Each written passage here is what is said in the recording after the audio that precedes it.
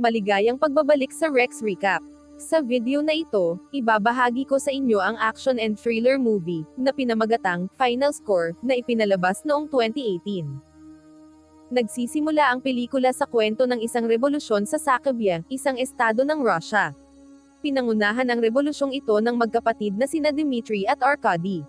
Nagsimula sila ng isang pag-aaklas sa Sakarya upang maging malaya ang estado mula sa Russia. Nang sumiklab ang digmaan laban sa Russia, naiulat na napatay si Dmitry, habang si Arkady ay nadakip ng pamahalaang Ruso. Dahil dito, nagtapos ang revolusyon sa Sakarya. 17 taon ang lumipas, nalaman ni Arkady na buhay pa pala si Dmitry. Lumalabas na peke lamang ang pagkamatay ni Dmitry, nagpa-opera siya ng mukha at pagkatapos ay naglaho. Sinubukan ni Arkady na hanapin ang kanyang kapatid hanggang makarating siya sa London. Sa isang liblib na kalye, hinahabol ng mga tauhan ni Arkady ang isang impormante na may alam sa kinaroroonan ni Dmitry. Gayunpaman, patuloy na tumatakbo at nagtangkang tumakas ang impormante. Ito ay dahil ayaw ni Dmitry na malaman ng iba ang kanyang kinaroroonan. Kapag siya ay natagpuan at pinilit na bumalik sa Sakarya kasama ang kanyang kapatid, maaaring muling sumiklab ang revolusyon. Sa kasamaang palad, nahuli ng mga tauhan ni Arkady ang impormante at dinala siya sa isang lugar ng pagpapahirap. Ngunit nanatiling tahimik ang impormante at hindi niya isiniwalat ang kinaroroonan ni Dmitry.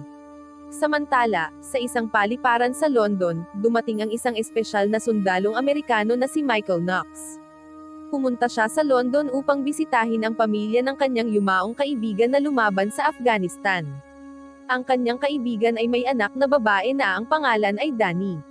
Si Dani ay isang suwail na anak at madalas gumawa ng kalokohan, kaya't palagi siyang napapagalitan ng kanyang ina. Pagdating ni Knox sa bahay ng kanyang matalik na kaibigan, nadatnan niya si Dani na palihim na lumalabas sa bintana. Nahuli siya ni Knox, at agad silang nagyakapan. Pagkatapos, inanyayahan ni Dani si Knox na pumasok sa bahay. Ang pagdating ni Knox ay may layunin, iniimbitahan niya si Dani na manood ng laban ng football sa West Ham Stadium. Pagdating nila sa stadium, ikinuwento ni Dani ang kanyang sama ng loob matapos mamatay ang kanyang ama. Nadismaya siya dahil mas pinahalagahan ng kanyang ama ang mga tungkulin sa bayan kaysa sa kanyang pamilya. Hindi nagtagal, nagpadala ng mensahe sa cellphone ang nobyo ni Dani at hiniling na magkita sila sa isang sulok ng stadium. Pagkatapos, hiniling ni Dani kay Knox na bumili ng merienda dahil siya ay nagugutom. Samantala, sa pasukan ng stadium, nakapasok ang mga tauhan ni Arkady sa pamamagitan ng pagbibihis bilang mga opisyal ng laro. Isa sa mga tauhan ni Arkady ang pumasok sa isang silid at hinahak ang lahat ng CCTV camera systems. Pinaslang nila ang isang gwardya at pumasok sa control room ng stadium. Habang nasa loob ng silid, pinatay ng mga tauhan ni Arkady ang ilang empleyado upang takutin ang iba pang staff at pasunurin sa kanilang mga utos. Sa control room, naroon din si Chief Police Thompson, na naka-duty bilang tagapangasiwa ng laban. Itinutok ni Arkady ang kanyang baril kay Thompson at binalaan na papatayin ang kanyang pamilya kung hindi siya susunod sa mga utos. Wala nang nagawa si Thompson kundi sumunod. Ang una niyang ipinag-utos ay ang isara ang lahat ng pasukan at labasan ng stadium. Gamit ang computer system, automatikong nagsara ang lahat ng pinto ng stadium upang walang sino mang manunood ang makalabas. Bukod pa rito, sinira rin nila ang lahat ng signal transmitters ng cellphone sa loob ng stadium. Pagbalik ni Knox sa kanyang upuan, wala na roon si Dani. Sinubukan niyang tawagan si Dani pero bigla na lang nawala ng signal ang kanyang cellphone. Gayunpaman, hindi pa rin niya alam na may nangyayaring sabotahe sa loob ng stadium. Lumapit si Knox sa isang staff ng stadium na nagngangalang Faisal, na nakatalaga sa mga upuan ng manunood, at bahagyang nagpapanik na rin. Hiniling ni Knox kay Faisal na hanapin si Dani sa pamamagitan ng CCTV footage. Tinawagan ni Faisal ang control room para mag-report ng nawawalang tao, ngunit hindi siya sinagot ng mga security officer. Nang makita niyang hindi pinapansin ang kanyang request, pinilit ni Knox si Faisal na samahan siya paakyat sa control room sa itaas ng stadium. Napilitan si Faisal na sumunod. Habang papasok na sila sa elevator, hinarang sila ng mga tauhan ni Arkady na nakadamit bilang mga gwardya. Dahil mapilit si Knox na makapunta sa control room, pinayagan na sila ni Andre, isa sa mga tauhan ni Arkady, na sumakay ng elevator. Pagdating sa loob ng elevator, nag-iba ang ekspresyon ni Andre. Bigla niya silang inatake. Nagkaroon ng matinding laban sa loob ng elevator hanggang sa sinakal ni Knox si Andre. Inutusan niya si Faisal na kunin ang baril na tumilapon sa sahig ng elevator at pagkatapos, agad niyang binaril si Andre sa ulo. Sa wakas, napatay si Andre at kinaladkad ang kanyang bangkay upang itago sa banyo. Doon nila natagpuan ang mga pampasabog na nakatago sa bag. Pareho nilang napagtanto na delikado ang kalagayan ng stadium at posibleng may maganap na pambobomba habang nagaganap ang laban ng football. Sa pamamagitan ng walkie-talkie na hawak ni Faisal, nagawang matawagan ni Knox ang hepe ng pulisya na nasa labas ng stadium. Ipinabatid niya ang isang kagyat na sitwasyon na maaaring may sabotahe sa loob ng stadium. Gayunpaman, hindi agad pinaniwalaan ng hepe ng pulisya ang ulat ni Knox. Tinawagan ng hepe si Thompson. Sa kasamaang palad, si Thompson, na sa mga oras na iyon ay bihag ni Arcady, ay nagsinungaling at sinabing ligtas ang lahat sa loob ng stadium. Samantala, hinahanap ng mga tauhan ni Arcady si Dimitri sa isang bahagi ng stadium. Ayon sa impormasyon, si Dimitri ay nasa hanay ng mga manunood na nanonood ng laban. Sa pamamagitan ng CCTV, patuloy na sinuri ng mga tauhan ni Dimitri ang mga mukha ng manunood sa mga computer screen na nahak niya, habang abala ang ibang tauhan ni Arcady sa paglalagay ng mga bomba sa mga sulok ng stadium. Hindi nagtagal, si Arcady na nasa control room ay nakatanggap ng reklamo mula sa isa niyang tauhan na babae na si Tatiana, na nagsabing nawawala si Andre. Agad na naghanap ang dalawang tauhan ni Arcady sa kinaroroonan ni Andre at natagpuan nila ang bangkay nito sa banyo. Nang malaman ni Arcady na isa sa kanyang mga tauhan ay napatay, agad niyang inutusan sina Vlad at Anton, dalawa pa sa kanyang mga tauhan, upang hanapin ang pumatay kay Andre. Alam ni Knox na malapit nang dumating ang mga tauhan ni Arcady para siya ay habulin. Kaya sinabi niya kay Faisal na tumakbo at hanapin si Danny sa hanay ng mga manunood. Nakatakas si Faisal sa pamamagitan ng maliit na siwang ng bentilasyon sa elevator ng kusina ng stadium. Samantala, nanatili si Knox sa kusina at hinarap sina Vlad at Anton. Nagkaroon ng matinding labanan sa pagitan ni Knox at ng dalawang lalaki. Hindi nagtagal, napatay ni Knox si Anton, ngunit si Vlad na may matipunong katawan ay mahirap talunin. Nagpatuloy ang labanan at unti-unting natatalo si Knox. Sa kabutihang palad, dahil sa karanasan niya sa digmaan, mayroon siyang mahusay na estratehiya sa pakikipaglaban, lalo na sa mahihirap na sitwasyon.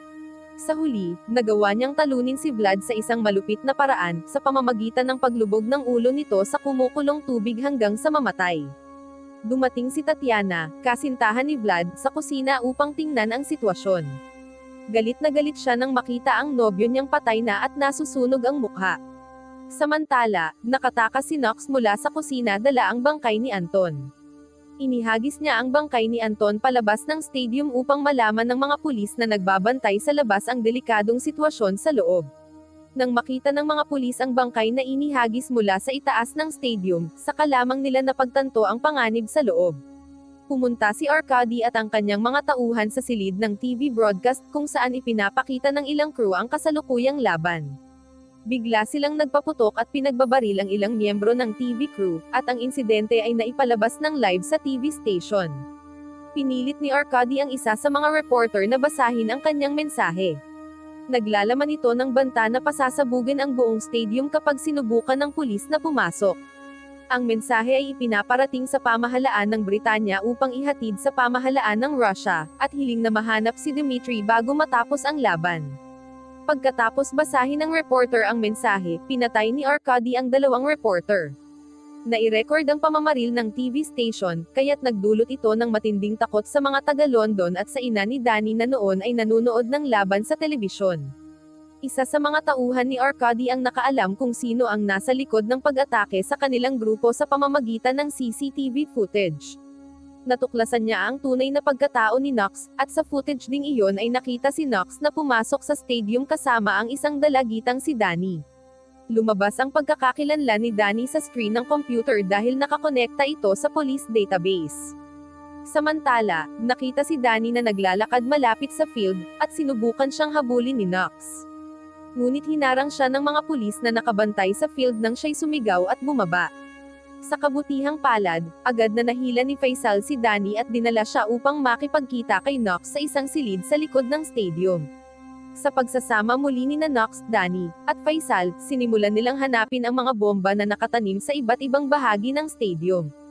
Habang naghahanap, tinawagan ni Nox ang hepe ng pulisya sa labas at ipinaalam na mahirap defuse ang bomba hanggat hindi pinindot ni Arkady ang defuse button. Ang tanging paraan upang makuha ang remote control mula kay Arkady ay sabihin sa kanya kung nasaan si Dmitry sa hanay ng mga manunood. Sa huli, sinabi ng hepe ng pulisya na si Dmitry ay nasa silangang bahagi ng stadium. Plano ni Nox na kunin si Dmitry mula sa mga manunood. Pagkatapos, inutusan niya si Faisal na itago si Danny sa ibang sulok ng stadium at sila'y naghiwalay. Habang papunta si Nox sa stands ng stadium, sinubukan siyang harangin ng mga tauhan ni Arkady. Nagawang pabagsakin ni Nox ang mga tauhan ni Arkady sa pamamagitan ng pagsakay sa motorsiklong pagmamayari ng pulisya. Nakapunta siya sa silangang bahagi ng stadium at nakipagkita kay Dmitry. Habang kinakausap niya si Dmitry, nakita ito ni Arkady sa CCTV footage at nalaman niyang natagpuan na ang kanyang kapatid. Samantala, natuklasan ni Tatiana kung saan nagtatago sina Danny at Faisal. Pinatulog niya si Faisal at kinuha si Danny bilang bihag. Sa kabilang panig ng stadium, nakita si Nox na dinadala si Dmitry sa itaas ng stadium. Hindi naging madali ang kanyang pag-alis dahil sunod-sunod ang pag-atake ng mga tauhan ni Arkady. Sa itaas ng stadium, inalok ni Nox ang isang palitan ng bihag sa pagitan nina Danny at Dmitry. Ngunit humiling si Dmitry kay Nox na patayin na lamang siya imbes na bumalik sa sakabya kasama ang kanyang kapatid at muling simulan ang revolusyon. Ayaw na ni Dmitry ipagpatuloy ang revolusyonaryong kilusan dahil magdudulot lang ito ng paghihirap sa kanyang mga kababayan. Sa madaling salita, natuloy pa rin ang palitan ng bihag sa itaas ng stadium, habang binabantayan ito ng isang helikopter ng pulisya. Habang nagaganap ang negosasyon, hiniling ni Danny na gawin ang palitan matapos makaalis ang lahat ng manonood sa stadium. Alam niya na sasabog pa rin ang bomba kahit hindi matuloy ang palitan. Ngunit hinimok siya ni Nox na lumakad at agad gawin ang palitan. Nang makalapit si Danny sa gitna, laking gulat niya nang makitang hindi si Dmitry ang papalapit kundi si Nox na nakasuot ng damit ni Dmitry. Tumakbo si Danny papunta kay Dmitry at sabay silang tumakas mula sa itaas ng stadium. Mula sa helikopter, tumulong ang mga pulis sa pamamagitan ng pagpapaputok sa mga tauhan ni Arkady. Muling nagkaroon ng matinding labanan ng pinabagsak ni Nox si Arkady at nakuha ang bomb disposal button. Ngunit inatake siya ni Tatiana, kaya napilitan siyang kumapit upang mailigtas ang button. Pagbagsak niya sa kabilang bahagi ng stadium, biglang lumitaw muli si Tatiana at inatake siya gamit ang kutsilyo. Naglaban sila hanggang sa sabay silang nahulog mula sa stands. Sa kasamaang palad, naipit ang katawan ni Tatiana sa bakal nang siya'y bumagsak. Bago siya mamatay, sinabi niyang hindi gumagana ang bomb disposal dahil sasabog pa rin ang bomba kapag umabot na sa 90 minuto ang laro. Sa control room, nahuli pala sina Dmitry at Danny ng isa sa mga tauhan ni Arkady. Doon, isiniwalat ni Dmitry kung bakit niya pinipeke ang kanyang pagkamatay at naglaho, dahil nais niyang iligtas si Arkady na noon ay nakatakdang patayin. Para iligtas ang kanyang kapatid at itigil ang digmaan, kinuha ni Dmitry ang isang baril na nakalapag sa mesa at pinaputukan ang sarili. Nang makita ang hindi inaasahang pangyayaring ito, nagulat at naiinis si Arkady. Pinaputukan niya ang kanyang tauhan na nagdala kay Dmitry sa kanya. Sa isang sulok ng stadium, nakipag-ugnayan si Nox kay Faisal at hiniling na sabihan ang mga manonood na umalis na sa kanilang mga upuan. Kaya sumigaw si Faisal na may dala siyang bomba, at dali-daling nagtakbuhan ang mga tao mula sa kanilang mga upuan. Pagkatapos, nasa gitna ng stadium si Nox habang pinapanood ang broadcast ni Arkady kasama si Danny na nasa control room. Sinubukan niyang tumakbo papunta sa control room. Sa kasamaang palad, malapit na ang 90 minuto ng laro at sumabog ang bomba sa control room. Isang malakas na pagsabog ang nakita sa isang sulok ng stadium. Nagsisi si Nox dahil hindi niya nailigtas si Danny. Ngunit naisip niya na ang footage na ipinakita sa screen ng stadium bago ang pagsabog ay hindi kuha sa control room. Napagtanto niyang buhay pa si Danny. Kaya tumakbo siya papunta sa gitna ng stadium na puno ng kaguluhan dahil sa mga taong tumatakbo. Doon, nakita niya si Arkady na may baril na nakatutok sa leeg ni Danny. Sinabihan ni Nox si Danny na gamitin ang kanyang ulo. Nakaligtas si Danny sa pamamagitan ng paggamit ng kanyang ulo sa katawan ni Arkady. Pagkatapos, pinaputukan ni Nox si Arkady sa ulo at namatay ang lalaki. Mula sa pelikulang ito, makakakuha tayo ng mensahe na marami pa rin sa mundo ang pinipiling gumawa ng mabuti. Si Dimitri ay isang mabuti na karakter dahil ayaw niyang magkaroon ng karahasan kaya pinili niyang tumira sa ibang bansa. Si Faisal naman ay tumutulong kina Danny at Knox kahit hindi niya sila kilala. Sa huli, si Knox bilang pangunahing karakter na walang kinalaman sa revolusyon sa Russia, ay nagawa ring tulungan ang mga tao ng Sakabian na hindi mabuhay sa kahirapan dahil napigilan niya ang revolusyonaryong kilusan sa pamamagitan ng pagpatay kay Arkady. Wow naman! Doon nagtatapos ang pelikula mga idolo, salamat sa inyong panonood.